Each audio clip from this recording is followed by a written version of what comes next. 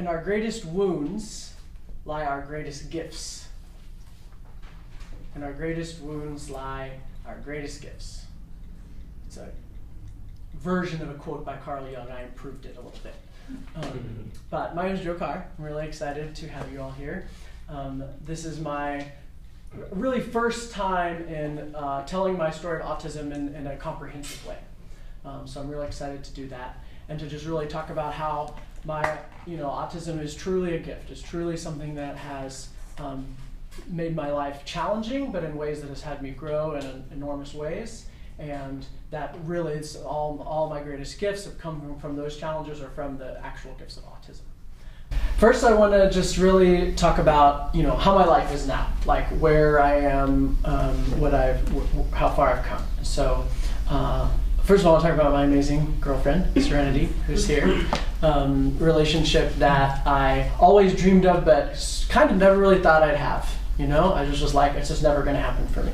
And really, it's very stable, like it's really comfortable and comforting, while also challenging. Like we're willing to challenge each other and really help each other grow. And she's learned a lot about autism and has really been willing to stay with me in those spots. And I'm sure she's happy to talk to you, any of the allies afterwards, about what it is to be an OSPI ally. And that's been powerful to have that relationship. We're in the pre-conception stages of planning to get pregnant, so we're gonna have a baby sooner or later.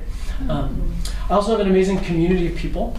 I currently live with 11 of my closest friends in a cooperative house where we're all committed to personal growth and change and able to also challenge each other while really loving each other. So where it's just the house is a place where we can be our full selves, where we can really be real, and I trust all of them deeply. Al's one of my roommates and he's here. And outside of that, there's probably about 30 to 50 other members of my tribe, people who I feel really connected to, that I could call for anything, that would, really support me. Some of them are here today too. So really been able to create some deep relationships.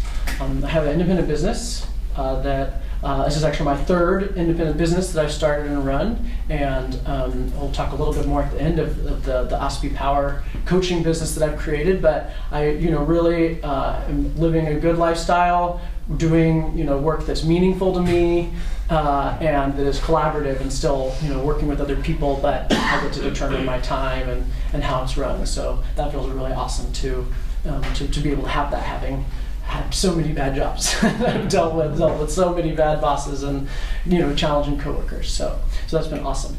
And then most importantly is I have a mission of found my purpose for being here. That I am here to help other people grow, to help other people find their fullest potential, and to really create a world where we grow better communities and change the world, really grow a better society and a better world. So I'm very clear that I'm here to make the world a better place. And I found OSPI Power out of that spirit to unite my fellow OSPIs to access the gifts of our autism.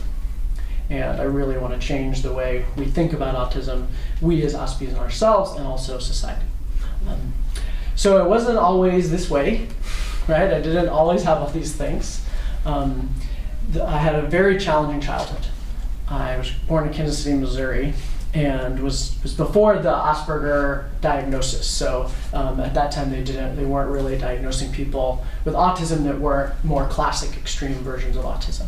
And so I was just labeled ADD and bad. I was just essentially bad. I just was disrespectful and rude and conceited and loud and uncontrollable, right?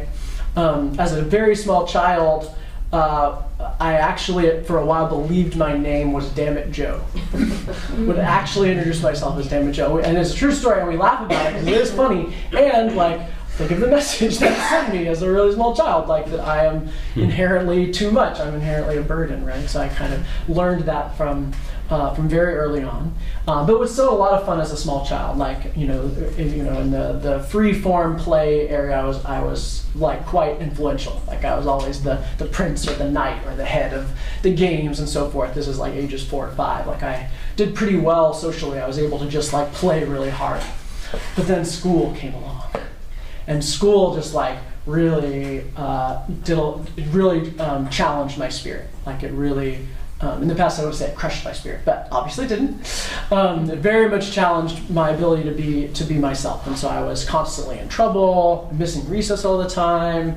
You know, I had a lot of social problems with the kids. Like I just could not figure out their games and their interactions, and like I just didn't understand why I was, I think I probably in hindsight took things over. Like if they were playing, I would come in and do it way bigger than they were doing it, and that like pissed them off. And I didn't get it because I was just playing the same game, but that was how I was, and I was just big and intense. And so I was just continually outcast, and struggled to find any social activity that I liked. You know, sports was terrible at sports. Cub Scouts, terrible Cub Scouts, like except for the play. We did like a skit, and that part I was really into, but the rest was no good. And but through that, my mom got me into dance and performing.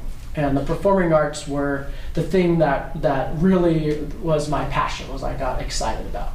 And I think my autism, didn't know that was autism at the time, but I think what it did is it allowed me to be really big energy, so I could take over a room on the stage, and it allowed me to not care what other people think, so I could just, I don't really not care, I don't even notice what they think, right? So the audience just like wasn't even there, right? Like I could just do my whole big thing without any inhibition, like I wasn't held back. And I could just immerse myself into those roles. So really any performing art I did well. Dance, music, singing, instruments, and theater. I loved theater and musical theater. And started doing professional musical theater, I started doing commercials and television and videos. I was a child actor essentially. Really successful at that, and was also actually really successful in school academically. Made straight A's.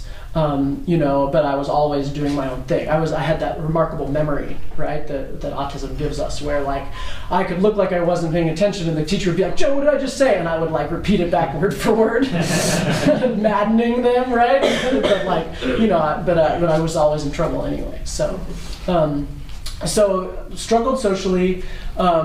In middle school and high school, I started to get a little bit better as I started to like actively work on social skills and try to connect with people better. I was able to kind of learn how to perform at social skills and start to really embrace my weirdness. I just never spent much time trying to fit in, and found